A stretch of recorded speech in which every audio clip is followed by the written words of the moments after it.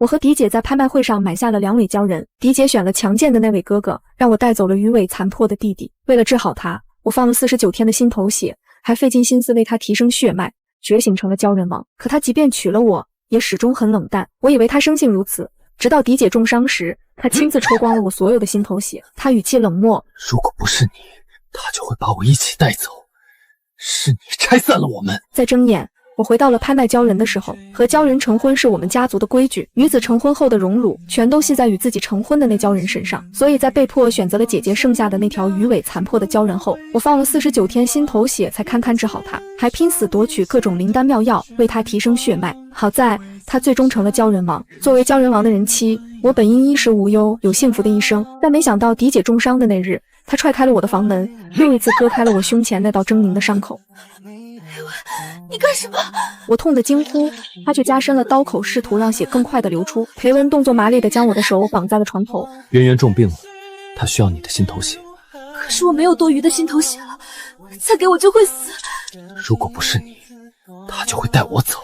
是你拆散了我们。我呼吸一滞，看着我亲自喂养起来的鲛人，头皮发麻。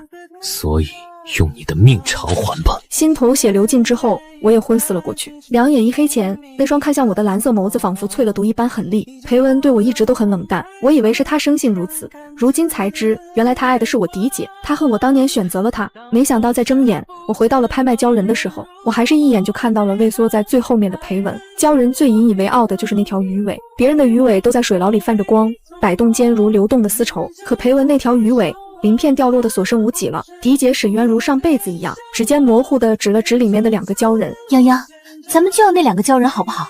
快点做决定啊，不然一会儿身强力壮的都被别人买走了。上辈子我就是听了他的鬼话答应了。鲛人的买卖并不便宜，我想着他怎么也不会在一群鲛人中挑选最孱弱的那条吧，但是没想到他竟然真的把奄奄一息的裴文买了。为此父亲还大发雷霆来着，但沈渊说，父亲，这是妹妹挑中的，她的性子你还不知道，我只能付钱了。反正我选的是这个身强体壮的，我先带走了。就这样，不伦不类的裴文落到了我手里，这辈子我才不会信他的鬼话了。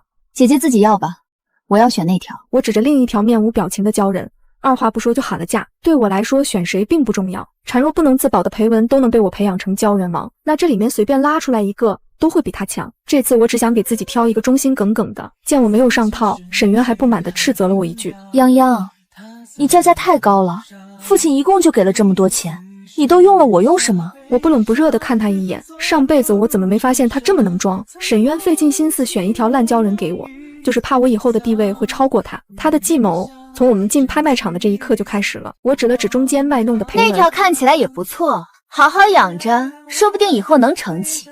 实在没钱了就买它吧。沈渊气笑了，抬手指了指裴文，他给我暖床我都不要。我嘲讽一笑，可怜的裴文，上辈子还以为是我拆散了他们，殊不知沈渊根本看不上他。和上辈子一样，沈渊还是选择了他的鲛人季白。当我带着我的鲛人安玉离开的时候，水牢里的裴文忽然躁动地撞击周围的水墙，周围的人都开始调笑。哟，他这是想吸引人的注意力吗？破破烂烂的，傻子才会买它回去吧。看着明显急切的裴文和回头看去的沈渊，我微微皱眉，难道裴文也重生了？他如此躁动不安，是因为他心心念念的沈渊没有带他走吧？看着他破碎的蓝眸，我笑了，幻想了一辈子的美梦突然被打破，这滋味应该不好受吧？这辈子没带裴文回去，我自然也没有挨骂。安玉站在我面前，尾巴还在地上一拍一拍。你能不能变成人形？安玉抿抿唇，乖乖把尾巴收了起来。和其他人不同，我在安玉的脸上似乎并没有看到被买走后的喜悦，仔细看去，她的蓝眸里似乎还带着几分的冷漠和高傲。于是我直接问，你不喜与我回家？安玉淡漠地看我一眼，没说话。据我所知，你们水牢里的那些鲛人也是分3、6、9等的，如果不被我带回来，你们就一直要靠打架来确保自己的地位。现在我就能保你。我又不是那被人打坏尾巴的废物。只一句我便笑了。安玉说的没错，作为鲛人，被人把尾巴打成那副样子，不是废物是什么？你若是不想留在我这里，就自行离开。安玉蓝色的眸子里闪过了一丝亮光，看得出来他心动了。不等他有动作，我先站了起来。你干什么？既然你不想留在这里，我当然要去再选条鲛人。要培养鲛人王，我容不下有异心之人。余光里，安玉诧异地看向了我，成为鲛人王是每个鲛人的毕生之愿。他是有实力，但实力是可以培养的，像裴文那样的白眼狼不如不要。拍卖会现在已经结束了，能买得起鲛人的家族，还会发愁买鲛人的渠道。接下来的几天，我一直早出晚归，安玉还没走，但我也要给自己找后路。只是没想到，这天我刚刚到街上，裴文居然踉踉跄跄地跑来了。大街之上，他直接抱住了我的腿。洋洋，你怎么不带我走了？带我走好不好？你选中的明明是我。我的心漏跳了一拍。你说什么？洋洋，你好好看看我，你真的不选我了吗？听到这里，我确定裴文的确也重生了，但他重生后的第一件事怎么不是找我那个好姐姐沈渊？我面无表情地踢开他。你说什么胡话呢？哪个是你的主人？别大白天在路上瞎碰瓷。我拔腿想走，但裴文却又依依不舍地追了上来。正想发作的时候，我忽然看到了跟在我身后不远处的安玉，杏眸流转间，我蹲下身冲裴文笑了笑。你的尾巴受了这么重的伤，是被其他鲛人欺负的吗？裴文一愣，但随即就点起了头。余光里，安玉已经又走近了一些，我又像上辈子一样扶了扶裴文的鱼尾。上辈子朝夕相处那么久，他身上的伤都是被我治好的，哪里舒服哪里痛，我一清二楚。所以现在我下手的时候，裴文舒服地打了个寒战。主人，你带我回家可以吗？我勾着唇角，当然可。话没说完，安玉直接冲上来，用鱼尾卷走了裴文，并扔出去5米。他绷着脸站在我面前。我还没走呢。裴文被扔出去后，尝试了好几次都没有爬起来。我佯装惊讶地看着安玉，你怎么能下手这么重啊？不是说要走了，拦着我找其他鲛人干什么？安玉垂在身侧的双拳捏了捏，不走了。我满意地扬起了唇角。鲛人有自主意识，都是需要驯服的。他迈出了第一步，我自然要接下这橄榄枝。至于裴文，他艰难地爬起来后又凑了过来。主人，刚刚说好了要带我走的。不好意思，我反悔了。裴文张了张嘴，还想上前。再走一步，碎的就是你的鱼骨。安玉果然比裴文有实力多了。为了防止鲛人被刺的事再次发生，我逼着安玉滴血认主了。你真能让我当上鲛人王？我没回答。作为主人，我应该拥有绝对的话语权。上辈子我一心将裴文培养成了鲛人王，却忘了壮大自己才是最靠谱的。安玉若是表现好，鲛人王自然是他的。他若是有半点异心，那这辈子就只是我的暖床工具。不愿意自行离开就好。我说完转身就走，但刚刚迈出门一步，安玉就割开了自己的鱼尾取了血。我愿意。认主完成后，安玉别别扭扭地站在我旁边。我以后就是你的鲛荣了。细细看去，安玉白皙的脸上透着一丝绯红。我用下巴指了指床的方向，故意逗她。到床榻上去。安玉的脸更红了，她一步一步挪着坐到了床榻上，为了不把床榻弄脏，还把出了血的鱼尾垂在了地上。你干什么？看着她透红的脸，我有点想笑。原来之前那么凶都是装的。你应该知道，我们买了鲛人回来，就会与他成婚吧？按理说，你现在应该是我相公了。安玉没说话，但是被我碰到时，鱼尾轻颤了一下。四目相对时，他忽然像是认命了似的闭上了眼。我轻笑出声，转身拿出了止血的药物。安玉闭着眼睛，我在他流血的伤口处轻轻吹了一下。疼不疼？安玉的鱼尾不受控制的小幅度左右摇晃了起来，这是鲛人愉悦的体现。我帮安玉敷上了止血的药物，然后起身坐回了椅子上。最近不能碰水，过2天就好了，是不是不疼了？安玉脸上的潮红还未褪去。好丑，和我的鱼尾不配。那他还摇尾巴干嘛？安玉的鱼尾好了以后，我们就开始日复一日的练习了。和上辈子不同的是，我也开始了操作。鲛人王的妻子怎么能手无缚鸡之力呢？只是刚练了没多久，沈渊带着他的鲛人姬白也来了。哟，妹妹为了陪练，把自己都搭进去了。你在拍卖会上选了那么久，我以为会选一个多出色的，现在看看也不过如此嘛，还不及我的姬白一半呢。我停下动作看了看沈渊和姬白，姬白确实身材魁梧，可上辈子也不过是个泛泛之辈，加上沈渊并不会驯兽，他俩成亲后，父亲便将掌家之权交给了我。我没说话，但安玉却挡在了我身前。你一个兽人还敢和我叫板？我告诉你，我是这家里的嫡长女，这个家以后都是我说了算。姬白，给他点教训尝尝。姬白得令就猛地扑了上来，安玉不急不缓，甚至还有时间把我送到了一个安全的位置才开始应战。正好，我也想看看安玉真正的实力。两人打得火热，不过几个回合后就明显看出姬白落了下风。一开始还信誓旦旦的沈渊着急的在旁边大喊大叫：“打死他！打死他呀！你手下留情干什么？打死他自然有我给你撑腰。姬白那边没看出来什么，但安玉却开始招下死手了。眼看着要给姬白断尾时，沈渊忽然尖叫了一声：“你好大的胆子！”沈渊，这就是你养的好兽人，他居然敢对我的人这样！我笑了。姐姐，刚刚不是你放任姬白挑起事端的吗？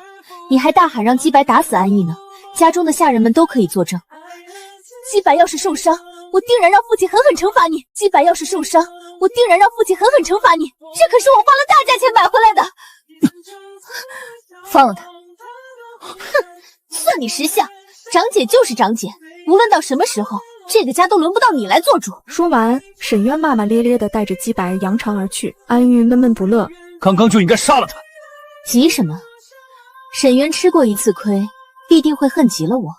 欲要其灭亡，必先使其疯狂啊！沈渊开始处处看我不顺眼了。本以为他会在父亲面前给我使绊子，没想到他把裴文带回了家里，当下人使唤。从家中被裴文拦住哀求的时候，我吓了一跳。你怎么会在这里？沈渊笑着从不远处走出来，还带着父亲一起。看来外面的传闻都是真的。看来外面的传闻都是真的。我一脸懵，什么传闻？父亲沉着脸冷哼了一声。沈阳，你已经选了鲛人，怎么还和他不清不楚的？今日幸好你姐姐遇到了他，为了堵住他的嘴，只能把他带回家里来，否则你的名声就臭了。妹妹，他可是在外面四处托人进到沈家，想来到你身边的。你也是，早说你们俩有一腿，当初在拍卖会上把他买回来不就是了？何必还要带这个安玉回家呢？沈渊越说，父亲的脸就越沉。沈阳，你若是不能把这件事处理干净，就给我滚出这个家！说完，父亲拂袖而去。沈渊笑盈盈地看着我，妹妹真是好本事呢，慢慢解决哦。裴文伴跪在地上仰头看着我，眼底尽是渴求之意。这么喜欢我，那你就留下来吧。与其把他赶出去，还不如放在眼皮底下看着。这辈子没有我的心头血，裴文活下来都是问题。裴文开始整天在我眼前晃来晃去。倒是安玉最近又不和我亲近了，早日被我堵在后花园时，安玉臭着脸躲开了我。你还来找我？这个时候不是应该和那个可怜兮兮的裴文在一起吗？当初你们在街上是故意做戏的，目的就是骗我认主。安玉气鼓鼓的，鱼尾躁动的在地上拍来拍去。我饶有兴趣的看着他，认了主就跑不了了，怎么办？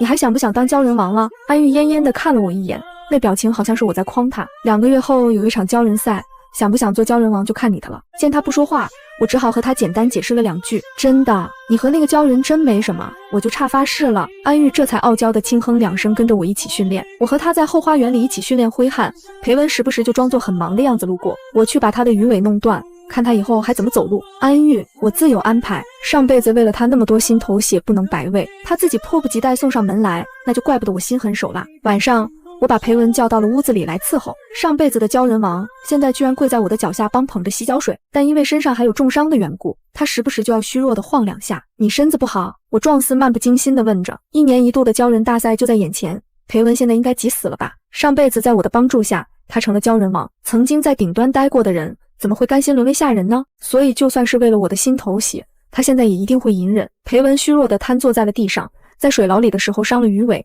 迟迟没有恢复。哦，我故作不知，又紧接着问，那要如何才能恢复？我们府中可不养闲人。裴文看着我，试探性的开口，需要人类的心头血，分为49日喝下去方可痊愈。我没说话，今时今日他不过是个下人而已。见我没反应，他又咳嗽了2声，继续说，我知道自己无用，这辈子只盼着能留在你身边就好，心头血不敢妄想，为何非要留在我身边？裴文抿唇看着我，似乎是在我的脸上找撒谎的痕迹，但我满脸真诚，怎么可能让他看出破绽呢？确定我没有装傻后，裴文才满脸悲怆的摇摇头，看来泱泱是真的不记得我了。你曾经救过我一次，鲛人向来知恩图报，所以我才会坚持留在你身边，哪怕你与那安玉，只要能看到你安度此生，我死而无憾。我强掐着自己的手心，才忍住了扇他一个嘴巴的冲动。知恩图报，他分明就是狼心狗肺，利用我的信任狠狠咬了我一口，还说得如此情真意切。若不是我还有上辈子的记忆，恐怕还真的要信了他的鬼话了。我装作被他的无私感动得一塌糊涂。只要49日的心头血，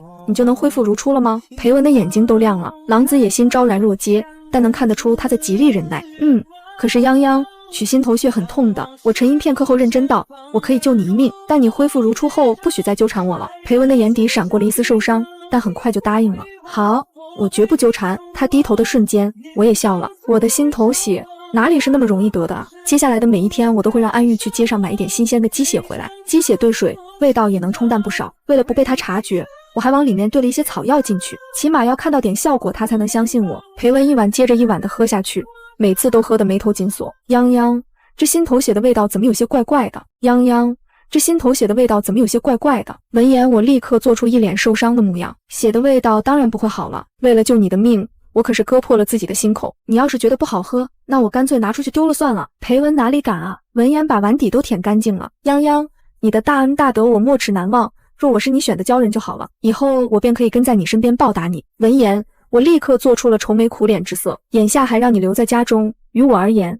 都是极大的困扰了。那天父亲和姐姐说的话你都听到了。我一边说着，一边用余光观察着他。提到沈渊时，他的眼中不仅没有丝毫爱慕之色，反而还平添了几分恨意。上辈子死后，我不知道又发生了些什么事，但现在看来，他这个鲛人王似乎也没有落得什么好下场。唉，不过这也不能怪你，姐姐向来与我不睦，她只不过是借用你的事让我难堪罢了。裴文放在桌上的手不自觉地捏紧，看着他咬紧的牙关，我知道我猜对了。泱泱，你放心吧，我不会成为你的困扰的。那最好了，不过这辈子他根本不配成为我的困扰。最近裴文在我面前晃悠的少了，而是经常往沈渊那边跑。我知道他把我上次说的话听进去了，能够借刀杀人，也算他为上辈子赎点罪。为了防止裴文发现不对劲，我最近和安玉都是晚上在屋子里训练的，还要再快一点。赛场上的那些鲛人可都是下死手的，你要是速度不到位，很有可能会站着进去横着出来。说完，我冲着安玉招了招手，过来，我陪你实战。安玉笑了，明显是看不起我。快过来。话音落，安玉已经一个闪身到了我面前，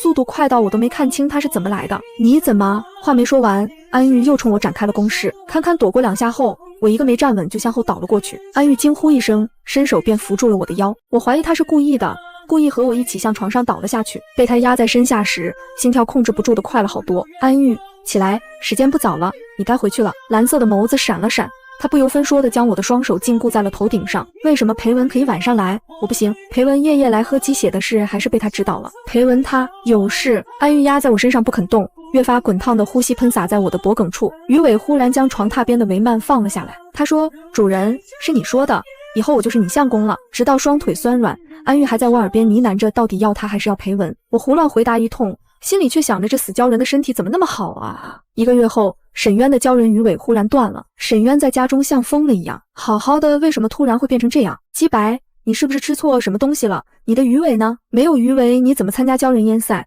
没有鱼尾你还算得上是鲛人吗？姬白躺在床榻上，脸色惨白。父亲，帮我找人给姬白看病好不好？马上就要到鲛人大赛了，我在他身上投入了很多心血的。父亲蹙着眉点了点头。专门给兽人看病的郎中来了之后，把了把脉就叹着气摇头离开了。这鱼尾的外观看似没事，实则里面的鱼骨已经软了，不出3日，他的鱼骨就会化成一滩脓水。姬白疯了似的求郎中救救他，激动的都从床上掉了下来。沈渊则双目无神的念叨着不可能。送走郎中后，沈渊竟然扑上来想要对我动手，不过有安玉在，他怎么可能近我的身？沈央，是你搞的鬼对不对？你嫉妒我的鲛人天资聪颖，生怕他会成为鲛人王，那样你这辈子就不可能爬到我头上了，所以你故意害他。你害了我的鲛人，我不可能让你好过，你也给我死。他说这话的时候，父亲正好进来了。别胡闹了！父亲一声呵斥，沈渊瞬间没了音。我则淡定解释，姐姐，我实在没必要去伤害你的鲛人。且不说鲛人王最终会花落谁家，安玉比姬白厉害的不是一星半点，姬白根本就不是我们考虑在内的竞争对手，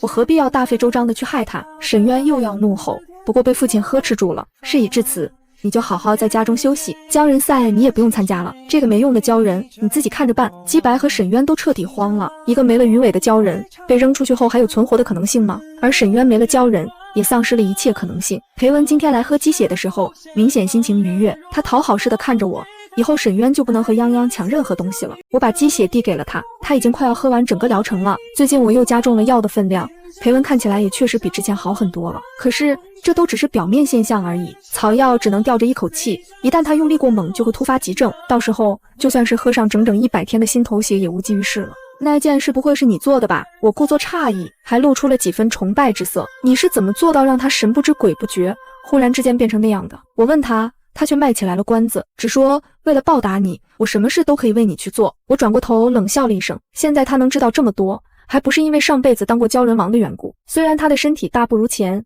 但那些龌龊手段还是知道的。鸡血下肚后，他贪婪地舔了舔嘴唇，身后的鱼尾也跟着甩了甩，像是在炫耀似的。他出去后，安玉从暗处走了出来，他神色不悦，面上还带着几分警惕。沈央，他不是好东西，为什么帮他？盯着那红彤彤的碗，我意味深长地反问，你怎么知道我是在帮他呢？安玉顿了下，我又紧接着追问，3日后就是鲛人赛了，你有没有信心做王？安玉反手握住了我放在他鱼尾上的手，主人这么迫切，我豁出去这条命也要赢的。好好的话，我被他说的疼得红了脸。那些鲛人的能力我心里都有数，只要照常发挥，安玉一定没问题。鲛人赛的当天，父亲和沈渊一起和我们过去了。从前一天开始，我就没在家中看到裴文，他一定也来参赛了。安玉，这场比赛关乎沈家的荣誉和地位，你一定要用尽全力，听到没有？父亲沉声叮嘱。沈渊则不屑地撇了撇嘴，但他却难得一声没吭。我狐疑地看他一眼，总觉得有些不对劲。直到临上场前，沈渊从怀里掏出来了一个手帕，想要帮安玉擦汗。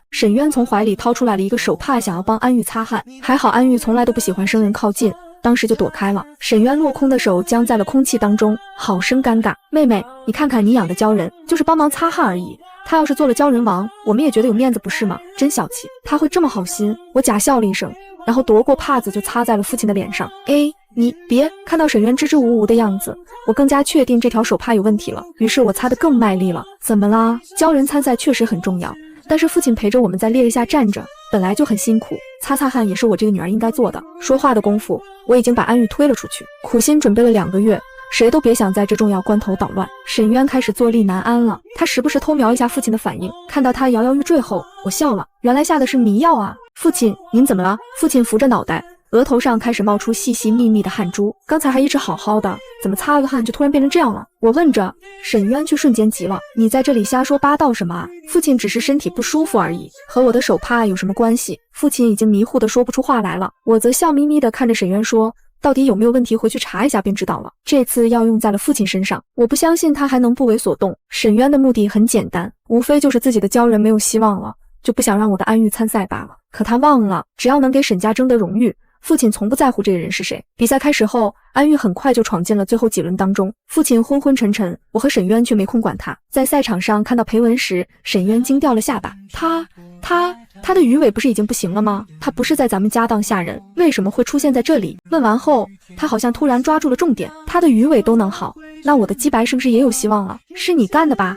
你怎么治好他的？我歪头看他，想知道，用你的心头血，每日喂他喝749日就好了。我是认认真真告诉他办法的，但是沈渊一听到要伤害自己，瞬间就变了个脸色。为了一个鲛人，哈哈，我再去买一条就是了。不过沈央，你治好这个裴文，就是为了看他和你的安玉打擂台？沈渊用看傻子的眼神看着我，我目不转睛地盯着台上没说话。来之前我已经提醒过安玉了，如果在擂台上遇到裴文，就往死里打，不枉费我那么多鸡血和草药。裴文总算是和安玉面对面站到一起了。安玉活动了一下双手，二话不说就冲了上去。刚才在其他人那里还算得上勇猛的裴文，忽然弱得不堪一击。安玉将裴文高高举起，然后砰地从头顶摔了下去，一声惨叫响彻了天际。我笑着，只是余光里的沈渊笑不出来了。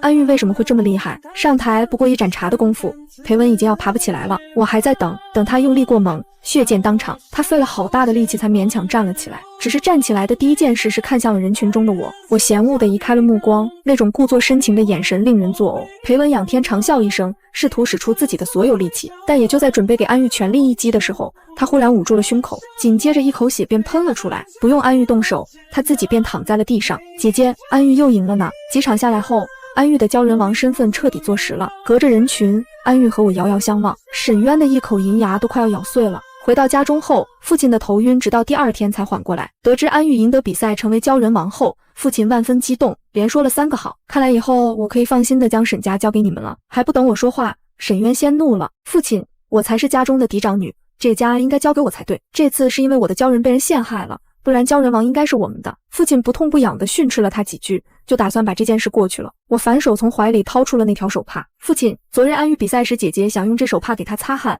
但手帕中有大量迷药，就连父亲都是今日才醒过来，事关家族命运，姐姐其心可诛。一听到这话，父亲瞬间怒了。还好安玉躲开了，若是他用了这东西，这鲛人王就不知道要落到谁家了。你从小到大都喜欢和你妹妹争抢，我从来都是睁一只眼闭一只眼的，只是如今看来，沈家的确不适合交给你。沈渊诧异地瞪大了眼睛，他像是不敢相信父亲居然会说这种话出来。父亲，您现在是因为沈央的鲛人成了鲛人王，就开始巴结他了？混账！我爹一个巴掌便扇了过去。混账！我爹一个巴掌便扇了过去。滚回你的屋子里去，沈渊！以后不允许你再养鲛人。沈渊被拖了出去，最后一句话也算是断了他所有的退路了。没有鲛人，他拿什么和我比？我和安玉在家中的地位高了许多。入夜后，安玉的鱼尾不老实的晃来晃去，我烦不胜烦的啧了一声：“你睡不睡？”安玉翻身上来，声音略显沙哑：“睡。”良久后，我没忍住问了问他：“裴文倒下后，你去和他说了什么？”耳边传来了一声安玉的轻笑。我告诉他，他喝的一直是鸡血。裴文被抬回沈家时，气若游丝，胸口的血渍糊住了破碎的鳞片。那尾曾经被我用49天心头血制好的鱼尾，此刻彻底弯折成了诡异的弧度，连最基本的摆动都做不到。下人将他扔在柴房的角落，连块薄毯都懒得给他铺，只嫌他那副半死不活的样子污了眼。我站在柴房门口，看着蜷缩在冰冷地面的裴文，指尖漫不经心地摩挲着袖口的玉扣。安玉站在我身侧，温热的掌心贴在我的后腰，似是怕我被这烟渣的气息沾染，又似是在无声地护着我。主人还要留着他吗？安玉的声音低沉，带着一丝不耐，眼底的蓝芒冷冽，留着也是个祸害。我摇了摇头，推开柴房的门，脚步轻缓地走到裴文面前。他听到动静，艰难地抬起头，涣散的目光落在我身上，先是迷茫，而后骤然爆发出浓烈的恨意，那恨意里还夹杂着一丝不甘和委屈，像个被抛弃的孩子，丑陋又可笑。沈央，你骗我！他的声音嘶哑得如同破锣，每一个字都像是从喉咙里挤出来的，带着血沫。那不是心头血，是鸡血！你从一开始就在骗我。我蹲下身，看着他狼狈的模样，唇角勾起一抹淡淡的笑。裴文，你怎么会觉得我还会像上辈子一样掏心掏肺的对你？上辈子我给你的49天心头血，为你的灵丹妙药，助你登上鲛人王的位置，最后换来的是什么？是你亲手抽干我的血，为了那个根本看不上你的沈渊。我以为你是真心对我。裴文的眼眶泛红，不是因为难过，而是因为极致的愤怒。我以为沈渊他只是一时糊涂。我嗤笑一声，他当初在拍卖场指着你说给我暖床我都不要，你忘了？他把你带回沈家，不过是把你当棋子，用来诋毁我的名声，你到现在还看不透吗？裴文的身体猛地一颤，似是不敢相信我的话，又似是被戳中了最痛的地方。他张了张嘴，想说什么，却只咳出了几口鲜血，染红了身前的地面。你上辈子做了鲛人王，享尽了荣华富贵，可你到最后还不是落得个被沈渊利用的下场。我继续说着，字字诛心。你以为你对他的深情，在他眼里是什么？不过是笑话罢了。他从来都只在乎自己的地位，在乎沈家的掌家之权，你和姬白不过是他的工具而已。裴文的目光彻底暗淡下去，那抹恨意渐渐被绝望取代。他躺在地上一动不动，像条失去了生机的鱼。我不会杀你。我站起身，居高临下的看着他。杀了你倒是便宜了你，我要让你活着，看着我和安玉站在最高处，看着沈渊一无所有，看着你自己这辈子都只能做个连鱼尾都抬不起来的废物，这才是对你最好的惩罚。说完，我转身走出柴房。安玉紧随其后，反手关上了柴房的门，将裴文的呜咽和不甘彻底关在了里面。回到院中，月色如水，洒在地上，铺了一层银霜。安玉从身后抱住我，下巴抵在我的颈窝，温热的呼吸喷洒在我的肌肤上，带着淡淡的海水味，那是独属于鲛人的气息，让我觉得无比安心。累了吧？他的声音温柔，和面对裴文时的冷冽判若两人。回去歇着吧。我靠在他的怀里，点了点头。这些日子，从重新选择鲛人，到驯服安玉，再到设计沈渊和裴文，我确实累了，但心里却无比畅快，像是压在心头多年的石头终于落了地。上辈子的我太过软弱，太过痴情，总以为真心能换来真心，却不料人心险恶，最后落得个身死的下场。这辈子我不再是那个任人摆布的沈家二小姐，我有安玉，有自己的实力，有护着自己的底气，再也不会让任何人欺负我。回到房间，安玉为我倒了一杯热茶，指尖轻轻拂过我的脸颊，似是在安抚我。我看着他俊朗的眉眼，看着他眼底浓得化不开的温柔，心头一动，伸手握住了他的手。安玉，谢谢你。我轻声说，如果不是他，我这辈子或许还要走很多弯路，或许还会被裴文和沈渊算计。安玉反手握紧我的手，指腹摩挲着我的掌心，眼底带着笑意。主人说的哪里话，我是你的鲛人，护着你本就是我的本分，更何况我想护着你，从来都不是因为本分，而是因为我想护着你。他的话说的直白，却让我的心跳漏了一拍。我抬眸看着他，撞进他深邃的蓝眸里，那里面只有我的身影，清晰而坚定。上辈子我从未感受过这样的温柔，裴文的眼里从来只有沈渊，而这辈子安玉的眼里自始至终只有我。夜色渐深，窗外的虫鸣渐渐消失，只剩下彼此的呼吸声。安玉将我揽入怀中，鱼尾轻轻缠绕在我的腿上，带着微凉的温度，却让我觉得无比温暖。日子一天天过去，安玉成了鲛人王后，地位尊崇，连鲛人族的长老们都对他毕恭毕敬。沈家因为安玉的缘故，在城中的地位也水涨船高。父亲对我越发看重，将沈家的大小事务几乎都交给了我打理。而沈渊自从被父亲禁足，又被剥夺了养鲛人的权利后，整个人都变得疯疯癫癫。他被关在自己的院子里，整日对着空无一人的房间大喊大叫，一会儿喊着我是嫡长女，沈家是我的，一会儿又喊着姬白，你快回来，我给你找最好的郎中，模样凄惨又可悲。我偶尔会让下人去看看他，不过是想确认他没有在兴风作浪的能力。下人回来禀报说沈渊的院子里杂草丛生，他整日蓬头垢面，连饭都懒得吃，整个人瘦得不成样子，早已没了当初嫡长女的风光。我听后只是淡淡地点了点头，没有丝毫的同情。这一切都是他自己选的，他嫉妒我，算计我，最后落得这样的下场，都是咎由自取。至于裴文，被关在柴房里，每日只有一碗冷粥度日，他的身体越来越差，鱼尾的伤口因为没有得到妥善的治疗，开始发炎溃烂，散发出难闻的气味。下人嫌他脏，连水都懒得给他送，他只能趴在地上舔舐着地上的积水，像条丧家之犬。有一次我路过柴房，听到里面传来微弱的求救声，我让下人打开门，看到裴文趴在地上，朝着我伸出手，眼里带着一丝乞求。沈央，求你给我点药，求你。他的声音微弱，几乎听不清。我知道错了，我真的知道错了。我看着他那副模样，心里没有丝毫的波澜。错了，我挑眉，你错在哪里了？是错在不该抽干我的心头血，还是错在不该看不清沈渊的真面目，又或是错在不该这辈子还来纠缠我？裴文的手僵在半空，嘴唇哆嗦着，却说不出一句完整的话。你没有错，你只是太蠢，太自私。我冷冷地说，你从来都只在乎自己的感受，从来都没有真正爱过谁。你对沈渊的所谓深情，不过是你自己的一厢情愿，你对我的利用，不过是你为了达到目的的手段。这样的你不值得我同情，更不值得我出手相救。说完，我让下人关上柴房的门，再也没有看过他一眼。又过了几日，鲛人族派人来沈家，邀请安玉和我前往鲛人岛参加鲛人王的登基大典。鲛人岛是鲛人族的发源地，也是鲛人族的圣地，只有鲛人族的王才有资格在那里举行登基大典，而我作为鲛人王的妻子，自然要一同前往。父亲得知后大喜过望，亲自为我们准备了丰厚的贺礼，还叮嘱我们一定要和鲛人族打好关系，为沈家谋更多的福利。我和安玉收拾好行装，准备出发。出发前，我想起了柴房里的裴文，便让下人去看看他还活着没有。下人回来禀报说裴文已经断气了，死的时候眼睛还睁着，望着柴房的门，像是还在期待着什么。我听后只是淡淡说了一句埋了吧，便转身和安玉一起登上了前往鲛人岛的船。裴文的死对我来说不过是少了一个祸害，没有丝毫的触动。他的一生都活在自己的执念和愚蠢里，最后落得个客死他乡于沈家柴房的下场，也是命中注定。船行在海面上，海风拂面，带着淡淡的咸腥味。安玉站在船头，身姿挺拔，蓝色的长发在风中飞舞，鱼尾偶尔轻轻拍打着海水，溅起细碎的浪花。他回头看向我，伸出手，笑着说：“主人，过来。”我走到他身边，握住他的手，他将我揽入怀中，让我靠在他的胸膛，听着他沉稳的心跳。鲛人岛很美，我带你去看看。他低头在我的额头上印下一个轻柔的吻，以后那里也是我们的家。我抬头看着他，笑了。是啊，以后鲛人岛是我们的家，沈家也是我们的家，我和他会一直在一起，再也不会分开。船行了几日，终于抵达了鲛人岛。鲛人岛四面环海，岛上绿树成荫，鲜花遍地，空气中弥漫着淡淡的花香和海水味，美如仙境。鲛人族的族人早已在岸边等候，看到安玉，纷纷躬身行礼，口中喊着王上。安玉牵着我的手，一步步走上岸，接受着鲛人族族人的朝拜。他的蓝眸里带着威严，却在看向我的时候瞬间变得温柔。登基大典在鲛人岛的圣殿举行，圣殿建在海边的悬崖上，通体由白色的玉石建成，在阳光下闪闪发光。大典之上，鲛人族的大长老为安玉戴上了象征鲛人王的王冠，那王冠由深海的珍珠和珊瑚雕琢而成，璀璨夺目。而后大长老又将一枚由鲛人珠制成的手镯戴在我的手腕上，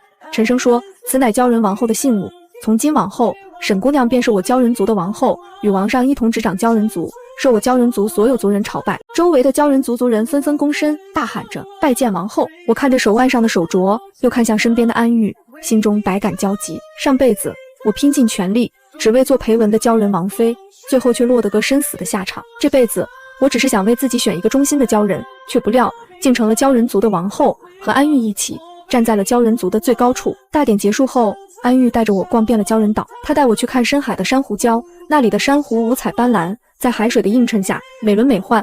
他带我去看海边的贝壳滩，那里的贝壳形状各异，在阳光下泛着五彩的光芒。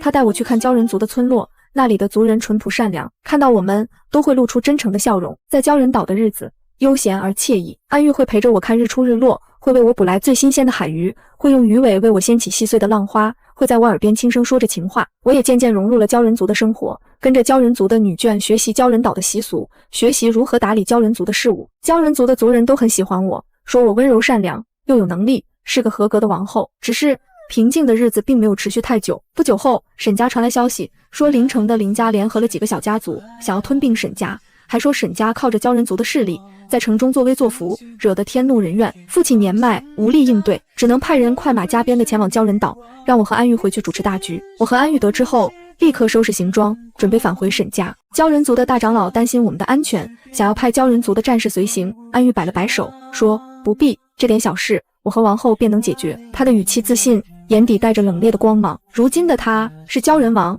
实力早已今非昔比，区区几个家族根本不足为惧。我们乘船返回沈家，刚到城门口，就看到林家的人带着一众打手围在沈家的门口，叫嚣着让父亲出来投降。沈家门口的下人拼死抵抗，却根本不是林家打手的对手，一个个被打得鼻青脸肿，倒在地上。安玉牵着我的手走到林家众人面前，蓝色的眸子里闪过一丝冷意，周身的气压骤然降低。林家的家主是个肥头大耳的中年男人，看到安玉，眼中闪过一丝忌惮，但想到自己人多势众，又壮起了胆子，喝道：你就是那个鲛人王，我劝你少管闲事，沈家的事是我们人类的事，轮不到你们鲛人插手。安玉冷笑一声，没有说话，只是轻轻抬了抬手，瞬间海面之上掀起了巨大的海浪，海面之上掀起了巨大的海浪，海浪朝着林家众人扑来，吓得他们纷纷后退，尖叫连连。鲛人王又如何？不过是个异族罢了。林家主色厉内荏地大喊：今日我就要替天行道，灭了沈家，除了你这个异族。说完，他挥手让打手们冲上来。安玉将我护在身后，身形一闪，便出现在了打手们中间。他的动作快如闪电，蓝色的鱼尾在空中划过一道优美的弧线，每一次摆动都有几个打手被掀飞出去，摔在地上，爬不起来。不过片刻的功夫，林家的打手们就被打得落花流水，躺在地上哀嚎不止。林家主看着眼前的景象，吓得面无人色，双腿发软，瘫坐在地上。你敢动我？我林家背后有城主撑腰。林家主哆哆嗦嗦地说，试图搬出城主来压人。城主？我走上前，看着林家主，唇角勾起一抹冷笑。你以为城主会为了你得罪鲛人族吗？就在这时，城主带着一众官兵匆匆赶来，看到眼前的景象，脸色骤变。他先是朝着安玉躬身行礼，恭敬地喊了一声王上，然后转头看向林家主，怒喝一声：林万山，你好大的胆子，竟敢聚众闹事，还敢对鲛人王不敬，简直是找死！林家主一脸错愕，不敢相信城主竟然会对安玉如此恭敬。城主，您怎么会？鲛人王乃鲛人族的至尊，连皇上都要敬3分，你竟敢招惹，还想吞并沈家，我看你是活腻了。城主厉声说：来人，将林万山及其党羽全部拿下，打入大牢，听候发落。官兵们一拥而上，将林家主和他的手下全部绑了起来，押走了。城主又朝着我和安玉躬身行礼，笑着说：王上、王后，今日之事是我管教无方，让你们见笑了。以后谁敢再招惹沈家，就是与我为敌，我定不饶他。安玉淡淡地点了点头，说：不必多礼，只是下次不要再让我看到这样的事情。是，我记住了。城主连连点头，不敢有丝毫的怠慢。解决了林家的事情后，沈家又恢复了往日的平静。经过这件事，城中的其他家族再也不敢轻易招惹沈家，甚至纷纷前来巴结。沈家的地位在城中变得更加尊崇。父亲看着我和安玉，欣慰地说：泱泱，爹老了，以后沈家就靠你和安玉了。爹相信，在你们的打理下，沈家一定会越来越好。我点了点头，说：爹，您放心，我和安玉一定会护着沈家，护着您。日子又恢复了平静，只是这平静比以往更加安稳，更加幸福。我和安玉依旧会时常前往鲛人岛，有时是处理鲛人族的事务，有时只是单纯的想去看看那里的风景。鲛人岛的族人早已将我当成了自己人，每次看到我都会热情地招待我。而沈家在我的打理下蒸蒸日上，生意越做越大，成为了城中数一数二的大家族。海边的风依旧温柔，带着淡淡的海水味，拂过脸颊，像安玉的吻，轻柔而温暖。阳光洒在海面上，波光粼粼，像洒了一地的碎金。安玉从身后抱住我，下巴抵在我的颈窝，轻声说：主人，余生漫漫，我陪你。我靠在他的怀里，听着他沉稳的心跳，笑着回应：好，余生漫漫，我陪你。从此山高水远，岁岁年年，皆是余生，皆是你。